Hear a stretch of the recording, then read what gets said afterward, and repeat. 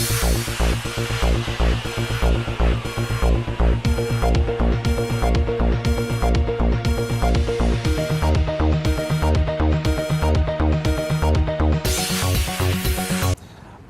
जहाँ तक आपका ये सवाल रहा कि आज क्या वजह है कि आज मैं मजलिस इत्तेहादुल मुस्लिमीन में जो है शमूलियत इख्तियार किया, तो मैं आपको वाज़ेह तौर पे बात बताना चाहता हूँ कि 2015 के इलेक्शन के जो इंतखाबात आपने देखे उसमें बीजेपी 3 सीट्स पे कामयाब हुई थी। 2005-15 के बल्दियाही नताइज अगर आप देखते हैं तो उसमें बीजेपी सिर्फ 3 सीट्स पे कामयाब हुई थी। आज 5 साल के अंदर भारतीय जनता पार्टी के अज़ायम और उनके इरादे इतने बुलंद हो चुके हैं कि वो दावा पेश कर रहे हैं कि जीएचएमसी में बीजेपी का मेयर होगा। अब अगर उनकी ताकत को रोकना, उनकी ताकत को तोड़ना और उनसे मुकाबला करना, मैं जिस जमात में बैठा था, जिस पार्टी में मैं बैठा था, कांग्रेस पार्टी में, मैं वहाँ पर हाई कमांड के साथ भी बैठ के देख रहा था, लो कमांड के साथ भी बैठ के देख रहा था, कार्यकर्ताओं में भी बैठ के देख रहा था, तो मुझे किसी में एक में भी ऐसी हिम्मत और जुर्रत नज़र नहीं आई कि वो भारतीय जनता पार्टी को जीएचएमसी में रोकने का कोई मंसूबा उनके पास, कोई इरादा या कोई प्लानिंग उनके पास हो या कोई स्ट्रैटेजी उनके पास हो कि बीजेपी को रोक पाए। नहीं रोक पा रहे। तो अगर एक ऐसी सियासी जमात में मैं हूँ और वहाँ पर वो लोग बीजेपी को रोकने में नाकाम होते हैं, तो मेरा मुसलमान बाहैसियत ही मुसलमान उस पार्टी में होने का कोई मकसद ही नहीं बनता। लेकिन मैं जब 17 साल 15 साल हमने मजलिस इत्तेहादुल मुस्लिमीन में जो गुजारे हैं, हम उसको अगर कंपेयर करते हैं तो हम ये बात से मैं अहद कर चुका था उसी वक्त कि नहीं, हिंदुस्तान में इस वक्त अगर भारतीय जनता पार्टी का कोई मुकाबला कर सकता है तो वो सिर्फ और सिर्फ मुसलमानों का इत्तेहाद मुकाबला कर सकता है। और हिंदुस्तान में आज मुसलमानों का इत्तेहाद कहाँ पे है, अगर आपको ये देखना है तो आप बिहार से लेके, महाराष्ट्र से लेके, तेलंगाना से लेके, यूपी से लेके अगर आप देखेंगे तो इस वक्त पूरे हिंदुस्तान के मुसलमान एक छतरी के नीचे आना चाहते हैं। जब पूरे हिंदुस्तान के मुसलमान ये चाहते हैं कि वो एक छत के नीचे जमा हो, मेरी एक मिसाल है ये, अगर वो चाहते हैं कि पूरे एक छत के नीचे जमा हो तो मेरे जैसे मुसलमान बिखर जाएं, तो मैं समझता हूँ ये मेरे कौम के साथ नाइंसाफ़ी हो गई। मैंने इस बात को जब एनालाइज़ किया, उसके बाद मैंने बैरिस्टर असदुद्दीन अवैसी साहब को मैसेज किया और मैंने बैरिस्टर असदुद्दीन अवैसी साहब को कहा कि साहब मैं आपसे मुलाकात करना चाहता हूँ। तो बैरिस्टर असदुद्दीन अवैसी साहब ने कुछ वक्त नहीं लगाया, मेरे वो तकरीरें, मेरी वो तनकीदें, मेरी वो इल्ज़ामात, 1 मिनट के अंदर बैरिस्टर असदुद्दीन अवैसी साहब ने सिर्फ ये कहा कि बिलाल वेलकम, आओ मैं तुमसे बात करना चाहता हूँ।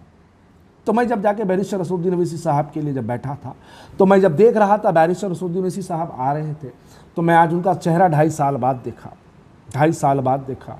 तो जैसे ही मैं वो करीब आते देखा, मैं उनको, मेरे आँखों से आंसू जाने लगे। तो वो मेरे आँखों से आंसू देख के मुझे करीब आके गले लगा लिए, गले लगा के बोले बिलाल बहुत दिन लगा दी तुम आने में।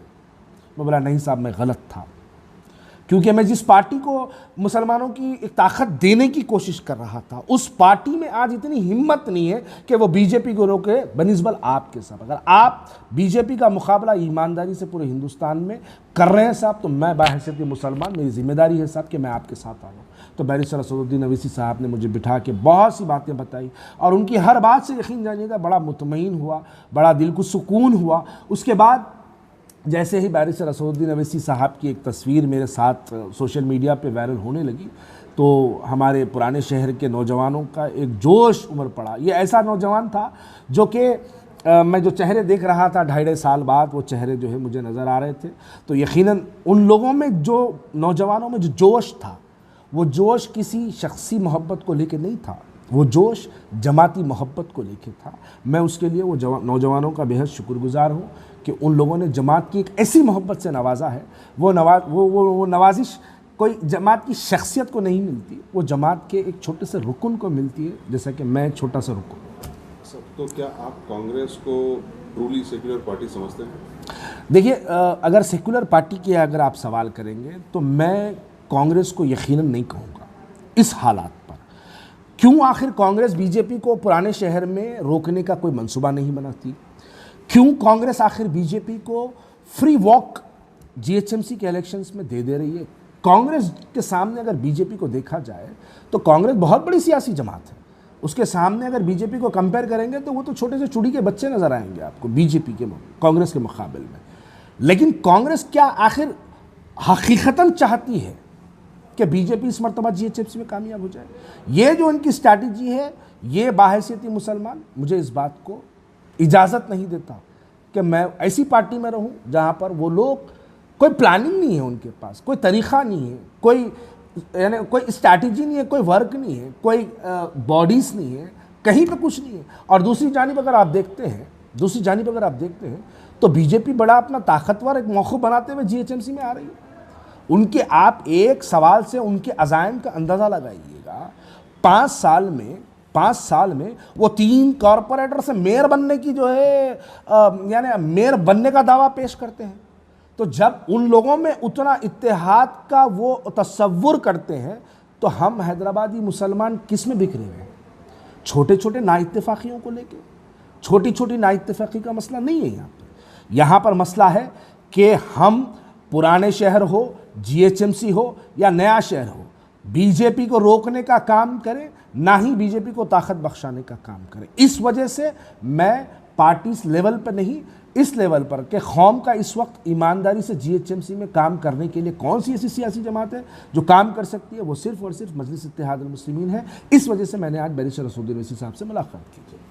आपकी और गौस साहब की वापसी को सोशल मीडिया में करुण अर्जुन आ गए कहा जा रहा है जी, तो आप किस तरह मजलिस के लिए जीएचएमसी इंतखाबात में अर्जुन साबित होंगे?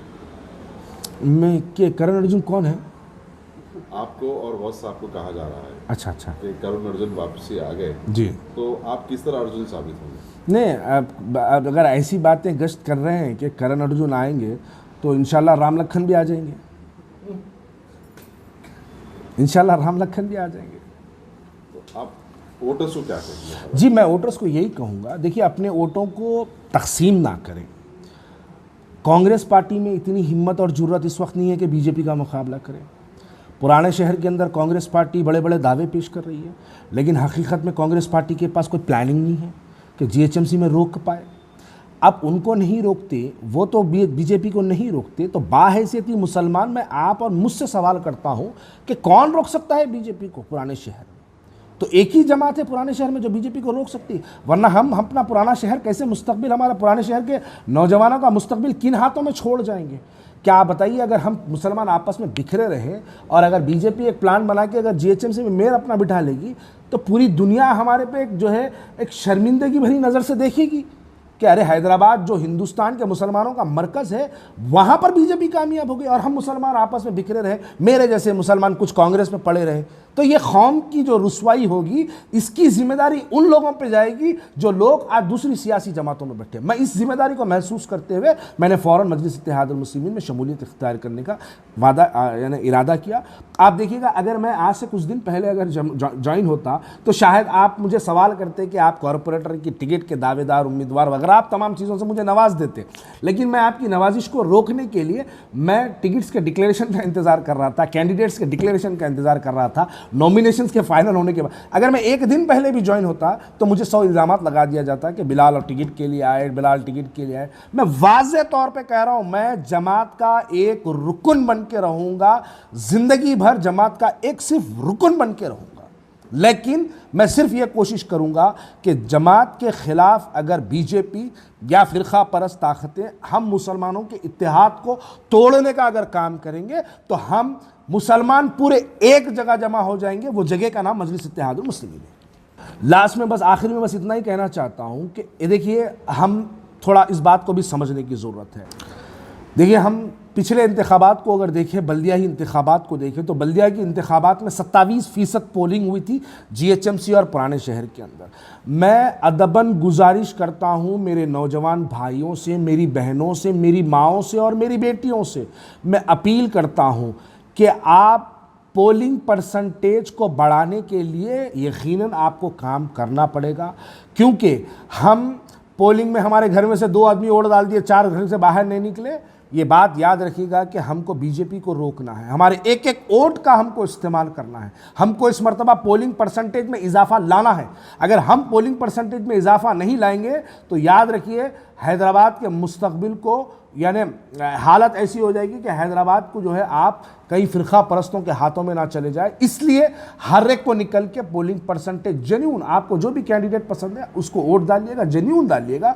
कोई आपको बोकसिंग की बात नहीं करते हैं, जेन्यून भी वोट डालिएगा, आप डालिए वोट, यकीनन आप अपना पोलिंग परसेंटेज बनाइए, क्योंकि पोलिंग का जो वोट का इख्तियारात है वो अपने इख्तियारात है, अपने इख्तियारात को इस्तेमाल करिए और वोटों में इजाफा करिए।